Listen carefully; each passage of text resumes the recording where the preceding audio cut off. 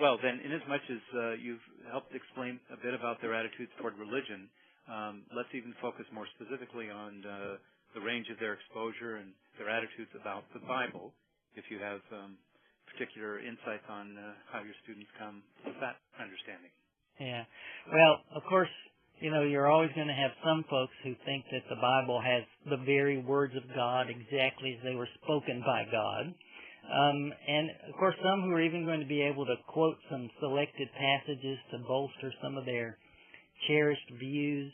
And an odd one I had once was a person who had fairly clearly only recently joined the Christian faith of some sort. I never knew what sort. And about the only passage from the Bible he knew, but it was really important to him, was Paul said justification was by faith without works, and that meant he could do anything he wanted to and it would be just fine. He didn't last as a student very long in anything, best that I remember. And some, of course, are going to be just the opposite and think the Bible is just a book only read by crazies. The only folks they know who paid any attention are people like, Jack Van Impe or somebody else you might find, on late night TV. But they're there because it's a requirement or it fits their schedule. But most, I think, are going to know almost nothing about it, whether they think it's the actual Word of God or whether they think it's for crazy people. They're not going to really know what's there.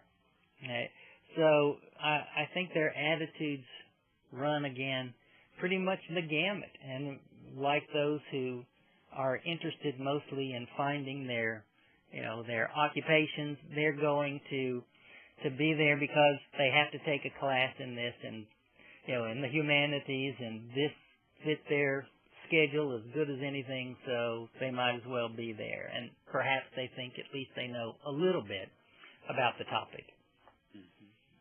I was going to ask, I noted in your book, in the third chapter, which deals with inspiration, that you have a telling example of the letter of 2 Timothy, where, depending on how you translate, leads to different understandings.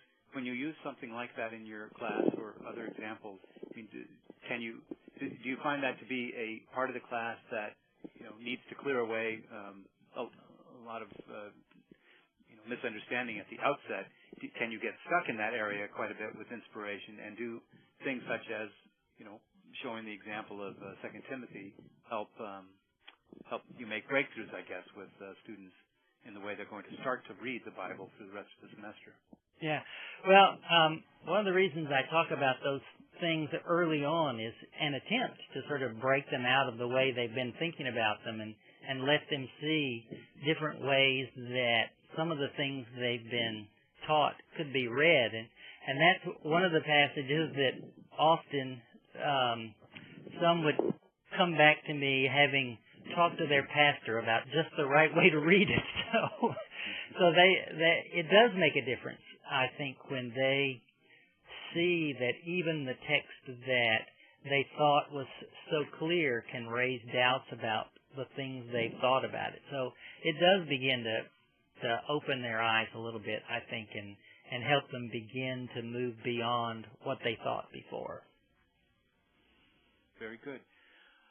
All right. Well, in terms of the attitudes they have about religion in the Bible, can we now look a little bit at the course itself, the classroom itself, with regard to those challenges and also opportunities that these students bring? I always like to focus as much as it makes sense and is easier to focus on lots of the obstacles that stand in the teacher's way. It also seems to me that there's something about that blank slate which, if they're open and willing to learn and eager, perhaps, makes it kind of a fun course to teach. Yeah. Well, I think one of the first things is that a class, a first-time religion class, has to establish that there's any good reason for people to be studying religion like this and here to be studying the Bible like this. We have to show that religion is a part of what shapes our world, and that for us in the Western world, certainly the Bible has been a big part of that, no matter what we think of it. sometimes students wonder why they should learn about outdated kinds of ideas like we find in the Bible, people with pre-scientific ideas. And if students, as sometimes is the case, especially with first-year students, if they come with the idea that basically all history is irrelevant to what's going on, certainly what you find in the Bible is yet more irrelevant to them.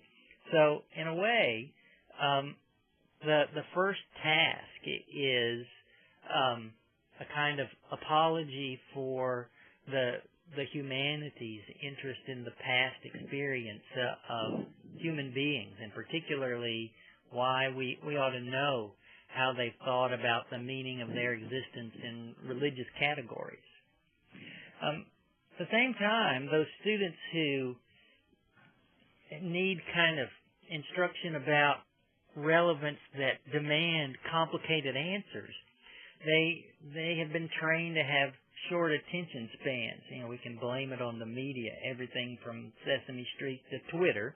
And it's sometimes due to the kind of prior education that they had, where in high school they might be required only to learn little tidbits of information, you know, where they can just sort of recite data that they've learned, and they've never had sort of a task of bringing together complex ideas or constellations of ideas and showing trains of thought. So students aren't going to have the kinds of tools perhaps we wish they had, and often they don't even get asked to do those in college. I've had seminary students who say they've never been asked, or through their whole college career, were never asked to write a research paper that required a thesis.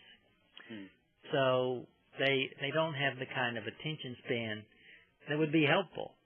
But I think one of the most difficult things that we face is that students come, and it doesn't matter from what end of the ideological spectrum they come from, they have the idea that sort of collecting physical data is the only way to knowledge. Our success of science has led most of us to be pretty straight-on empiricists. The students that come to us aren't clear that narrative and logic, myth and ethical reason can get you to important truths. I mean, this is a challenge for all the humanities in a sense. But even as our students are empiricists, they're very interested in truth and values. So one of the things that we have to do is try to help them see that the scientific method has great uses, but also limitations. So we're opening new ways to think. And students often don't want to hear those new ways to think. And here, I think not just the question of whether we talk about the ways that myth works compared to the way that science works, but also the kind of paradigm that they have adopted as their outlook, whether they are conservative or progressives. They have begun to construct their lives on certain ways of viewing the world, and at the moment they have a lot invested in it as traditional college students, because they've begun to distinguish themselves from their parents and those kinds of things with the attitudes and views of the world that they're adopting, and they're not so happy when people begin to challenge those. But on the other hand, they haven't had them so long that they can't see or be brought to see some of the weaknesses that are there.